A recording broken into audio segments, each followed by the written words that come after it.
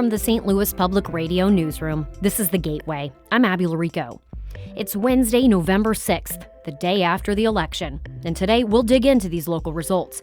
A big headline here, Missouri ended up voting for Republican candidates Tuesday while legalizing abortion. I think we've learned from this election cycle that voters have wildly varied views on things. The people and causes that emerged victorious after the vote, how people impacted by these decisions are reacting, and what happens now. That's all coming up on The Gateway. In the presidential race, Missouri once again went red and gave its 10 electoral votes to former President Donald Trump, who the AP declared as winner just before 5 o'clock this morning. Trump will become the 47th president of the United States. Illinois, meanwhile, remained blue, with its 19 electoral votes going to Vice President Kamala Harris. Now the statewide ballot issues in Missouri, starting with Amendment 3.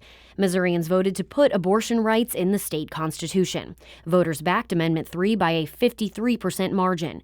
The measure would protect abortion up until fetal viability and will likely bring an end to the state's ban on most abortions, which went into place after the U.S. Supreme Court struck down Roe v. Wade. While Amendment 3 won't legalize abortion immediately, Tori Schaefer of the ACLU of Missouri says it sends a message to Republicans who instituted the ban. My only hope is that they will do their job and uphold the will of the people when we go back in session in January. Some Republicans have said they may try to place another ballot measure before voters in 2026 to either repeal or replace Amendment 3. As of Wednesday morning, Amendment 2 is projected to pass, making sports betting legal in Missouri. As Tadeo Ruiz Sandoval reports, it was the closest amendment contest in the state. Amendment 2 divided Missourians over the promise to help fund education through a 10% sports gambling tax. While proponents say it will help Missouri schools, opponents say the amendment's writing has too many tax loopholes and doesn't guarantee additional revenue to education. Steve Spellman is a Boone County resident who says he voted yes on Amendment 2 with some concerns attached. Whenever I hear advocates talking about it's going to go to the schools or it's going to go to the veterans, well, maybe, but maybe not. What's the net benefit there? It is now up to the Missouri Gaming Commission to set a start date for legal sports gambling, which cannot be any later than December 1st, 2025. I'm Tadeo Ruiz Sandoval. Missouri voters have also approved a constitutional amendment to increase the state's minimum wage and require private employers to provide paid sick leave. That means minimum wage will increase to $13.75 an hour in January and get to $15 an hour in January of 2026. Fran Marion has been a fast food worker for more than 20 years. She says this win culminates a long fight from workers like her organizing under the Fight for 15 movement. It's a victory that we've been fighting for a decade, and it feels like finally victory is in our favor. Starting in May of next year, employers must provide 1 hour of paid sick time for every 30 hours worked. The passage of Amendment 7 makes ranked choice voting illegal, though not much will change. Ranked choice voting was already not used much in Missouri, and the amendment grants an exception to cities already using it in nonpartisan municipal elections, which includes the city of St. Louis's approval voting system. Amendment 7 also includes a redundant constitutional clause that makes it illegal for non-citizens to vote, which is already banned. Amendment 5, which would have made way for a casino at the Lake of the Ozarks, did not pass, and the cap of gambling boat licenses in the state will remain at 13. Amendment 6 also didn't pass, which means it is likely the state legislature will look for another way to pay for the sheriff's retirement fund. Republican Lieutenant Governor Mike Kehoe will be the 58th governor of Missouri. Kehoe won his election Tuesday night, beating Democratic opponent Crystal Quaid. As St. Louis Public Radio's Sarah Kellogg reports, Kehoe has a litany of policies he says he intends to tackle as governor. Kehoe easily won the governor's race, in which he was favored over his Democratic opponent. He will take over the governorship from current Governor Mike Parson, who originally appointed Kehoe as lieutenant governor in 2018. Kehoe says addressing crime will be his first focus as governor. He also says he intends to introduce a proposed crime bill early in his tenure. We will ensure that Missouri is a state where it's easier to be a cop than a criminal. And We will not rest until the criminals who make our streets and neighborhoods dangerous are held accountable. Other policies Keogh spoke on include reducing taxes and business regulations. In Jefferson City, I'm Sarah Kellogg, St. Louis Public Radio. Missouri Republicans won each statewide office up for grabs in yesterday's election, including Attorney General, Secretary of State, Treasurer, and Lieutenant Governor. Incumbent Attorney General Andrew Bailey defeated opponent Democrat Elad Gross. Bailey will serve his first full 4-year term after Governor Parson appointed him to the post in 2022, replacing Eric Schmidt. State Senator Denny Hoskins defeated Democratic State Representative Barbara Pfeiffer, as expected. Republican Missouri Treasurer Vivek Malik defeated Democratic challenger Mark Osmak. Political newcomer Dave Wassinger defeated Democratic State Representative Richard Brown to serve as Missouri's next lieutenant governor. Josh Hawley will return to the U.S. Senate to represent Missouri, this time with his party in the majority. The Republican incumbent beat Democratic challenger Lucas Kunce 55 to 42%. Hawley told supporters last night he is grateful for their efforts and sees his re-election as Missouri sending a clear message. Missouri has said that we believe in this country, that God is not done with America yet. And we are here to fight for America's future. Are you with me? Hawley and Kunce's campaign was bitter at times, including a confrontation at the state fair and a debate days before the election where both candidates took jabs at each other. St. Louis County Prosecutor Wesley Bell is heading to Washington, D.C. to represent Missouri's 1st Congressional District. As St. Louis Public Radio's Chad Davis reports, Bell says he's focused on regional growth. Bell defeated Republican Andrew Jones Jr. Tuesday. He was heavily favored to win in the Democratic-dominated district after a contentious August primary defeating incumbent Cori Bush. The race garnered national attention for Bell and Bush's stance on the Israel-Hamas war and the amount of money from pro-Israel groups to Bell's campaign. Bell says he's focused on several policy agendas, including protecting voting, reproductive, and LGBTQ rights and battling climate change, as well as working with local leaders to strengthen the region. The only way that happens is if all of our stakeholders, all of our elected officials, all of our constituents, if you will, are working together toward that goal. County Executive Sam Page says applications for the next prosecuting attorney will open in the coming days. I'm Chad Davis, St. Louis Public Radio. Bell will be one of 2 newcomers to the U.S. House of Representatives from Missouri. Republican State Senator Bob Onder was elected to represent the 3rd District. Republican Congresswoman Ann Wagner will return for a 7th term for the 2nd District, and Republican Congressman Jason Smith will continue representing the 8th District. It was a strong election night for the Illinois local congressional delegation. Nikki Budzinski, Mike Bost, and Mary Miller all won another term in the U.S. House. Budzinski, a Democrat, beat Republican Joshua Lloyd by an unofficial margin of 53 to 47%. That win will earn her a 2nd term in Illinois' 13th congressional district, which stretches from the Metro East to Urbana-Champaign. Republican Bost beat Democrat Brian Roberts in a landslide, roughly 76 to 24. The victory will propel Bost to his 6th term representing Southern Illinois. And Miller represents much of rural central Illinois and did not face a true challenge in either the primary or general elections this year. She'll start her 3rd term in January. The race for control of the U.S. House is still on as of Wednesday morning.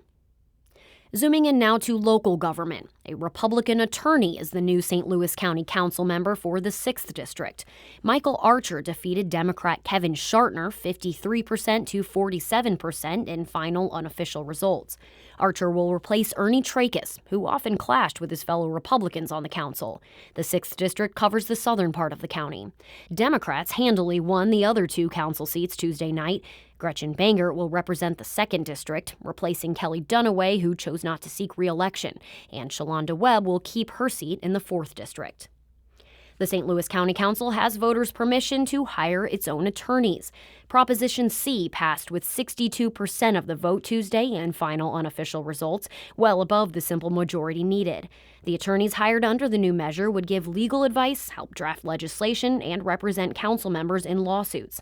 Voters in the county also approved a measure to change the way vacancies are filled on the St. Louis County Port Authority Board of Commissioners, and they agreed to move the start date of the terms for council member, county executive, prosecutor, and assessor from the 2nd Tuesday in January to the 1st Tuesday. In the city of St. Louis, voters declined to give the Board of Aldermen additional power over the budget. Proposition B failed to get even a simple majority in final unofficial results Tuesday night. It would have needed 60% to pass. If adopted, the Board of Aldermen would have gained the ability to increase budget line items without the approval of the Board of Estimate and Apportionment. Backers said they needed the ability to advocate for the needs of their constituents. City voters did easily approve two other charter changes. One creates a Department of Transportation to oversee planning of all modes of transportation in the city beginning in 2029. The other lifts the cap on fines and fees related to vacant buildings.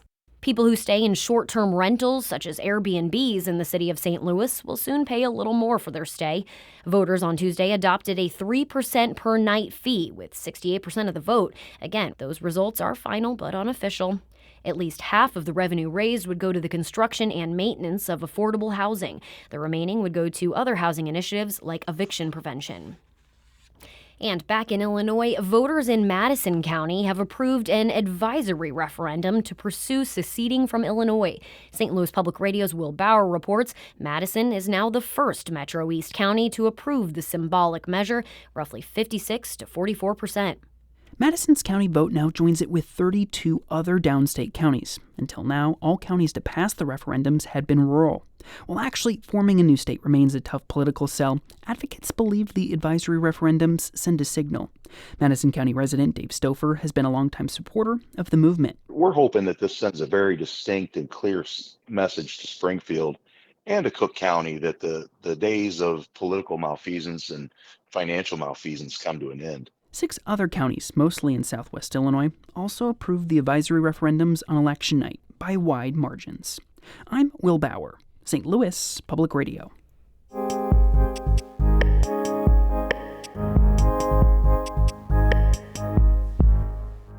Okay, as we've heard, Missouri ended up electing Republicans up and down the ballot on Tuesday, but they also legalized abortion, making yet another example of how the state's voters like conservative politicians and left-of-center policies.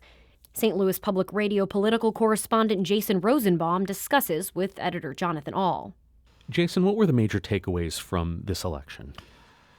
This was yet another year where Democrats did not make any substantial gains in Missouri politics. They lost all the statewide contests by pretty wide margins. They didn't really make any substantial gains in the legislature, and they didn't even come close to unseating any members of Congress. So along with the likelihood of Donald Trump becoming president again, this would be, for the most part, a really sad night for the Missouri Democratic Party and a really triumphant one for Missouri Republicans, except that Missourians legalized abortion into its constitution.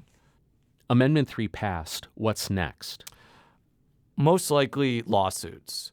This measure does not actually legalize abortion right away, but it does provide a solid foundation for people to bring about litigation to strike down Missouri's near total abortion ban. I don't know how long this process is going to take. It could take months. It could go very quickly because the language in this amendment is not ambiguous. An abortion ban would not survive constitutional scrutiny based on the way this amendment is written. But I think we're going to be talking about Amendment 3 for a long time because once it goes through the courts, it is going to radically change abortion access in Missouri from having nothing to possibly having something, which I think is a really major shift in our state's policy and politics. So again, we've seen a statewide electorate that voted for Republicans, but passed initiative that Republicans oppose: abortion, a minimum wage increase, voted against using court fees to fund prosecutors and sheriff's offices. If you look at all of the ballot amendments, they're mostly Democratic positions. I'm actually not surprised by this because I think we've learned from this election cycle that voters have wildly varied views on things. And it is possible for somebody who is a Republican and votes for Donald Trump or Mike Kehoe or Josh Hawley and be pro-choice, which I know that sounds crazy to people, but those are the types of Republicans I grew up with in suburban Chicago. There aren't enough of those Republicans to elect a like-minded Republican in Missouri. They do exist. And I think we saw the fact that Donald Trump won the state, I think, by about 17 points, but this ended up passing by 6. A lot of people were willing to split their tickets on this one. Let's talk about the Senate race. Josh Hawley won re-election. Lucas Kunce put up a fight. He was incredibly well-funded. He was a moderate Democrat, and he still couldn't beat what a lot of people see as an unpopular Republican. Does this give the Democrats any playbook or any chance in the next 12 years? Building up a state party that is completely collapsed cannot be done overnight. It takes years and years and years of work. I agree with you that Kunce put up a good fight. He raised a lot of money. This was his second time running for Senate, so he had a little bit of name recognition.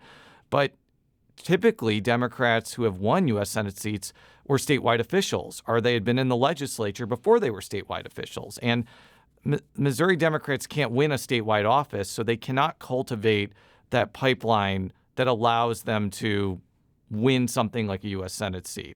That was St. Louis Public Radio political correspondent Jason Rosenbaum speaking with Jonathan Ahl about Tuesday's election results in Missouri.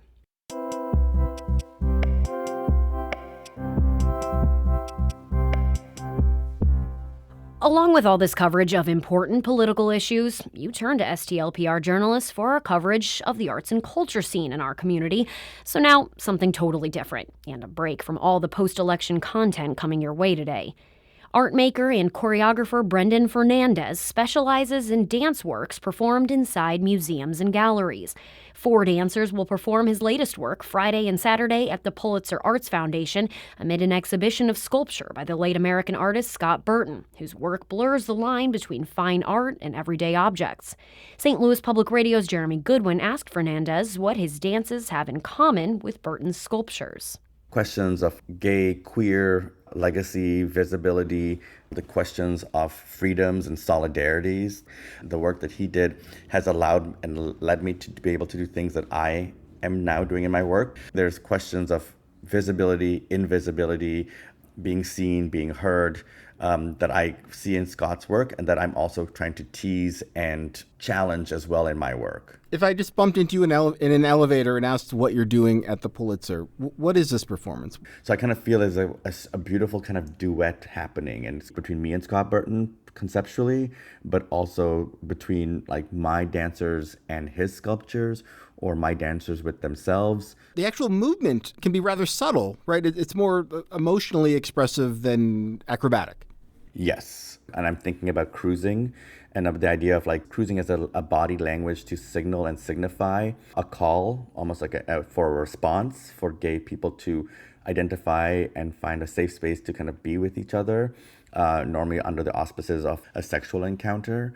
These kind of like moments like the flipping of the wrist. The broken wrist is a symbol for queerness in a certain way that, you know, like bent wrist, not straight. What's the look and feel of how this takes shape? It's moving throughout the space, so the audience kind of is also a participant, that they move with the dancers if they choose. They can watch the whole thing, or they can also just be there for a few minutes. I also like that a museum goer might come to the Pulitzer not knowing that the performance is happening and then have that encounter. There's a certain sense of intimacy to the way the dancers move as well. There's an intimacy with how they like lay on the sculptures, are moving with the sculptures, touching the sculptures. This really disrupts what we expect to be happening in a museum, and it could be almost confusing to museum goers, right? People Absolutely. Walking around the pieces, touching some of the pieces, and in this case, there are a few that are designated as, you know, anyone can touch them. Museums tell us how to move in their spaces. You know, we don't touch things, we have to be quiet, we don't run. And so having a performance in the space, like, you know, I'm kind of like rupturing that hegemony, that hierarchy, and sort of questioning about new ways of doing things, new ways of understanding things. I want to talk a little about the exhibition. There's a piece that's often described as a subtle or not so subtle reference to a sexual pose between two men. Once you see it, you see it. I found that extremely potent because it's a reference to gay life that had to be hidden in plain sight. Yes. In the 1980s. The idea of like the being seen and unseen is a big part of Scott's work. And I think that's something that I challenge and play with as well. I want to be seen, I want to be heard, but I also want to be invisible. Like, if I have my freedoms and rights, am I going to be invisible? Do I not need to be calling out to be seen and heard? And so I'm kind of playing with that dynamic that sculpture, that pose kind of proposes. And that's one of the pieces that people are allowed to touch and sit down on. It is a chair. But I also love that you need both pieces to be together for it to physically function and stand and to work. Without the other, it falls apart. And I think there's such a beautiful, complex poeticness to this object in its invisibility, in its hypervisibility. And yeah, the dancers, they sit on it, they lay with it, so they kind of create another layer of intimacy with it. That was artist and choreographer Brendan Fernandez speaking with St. Louis Public Radio's Jeremy Goodwin. The Gateway is a production of St. Louis Public Radio, a listener-supported service of the University of Missouri St. Louis. Music by Ryan McNeely of Adult Fur.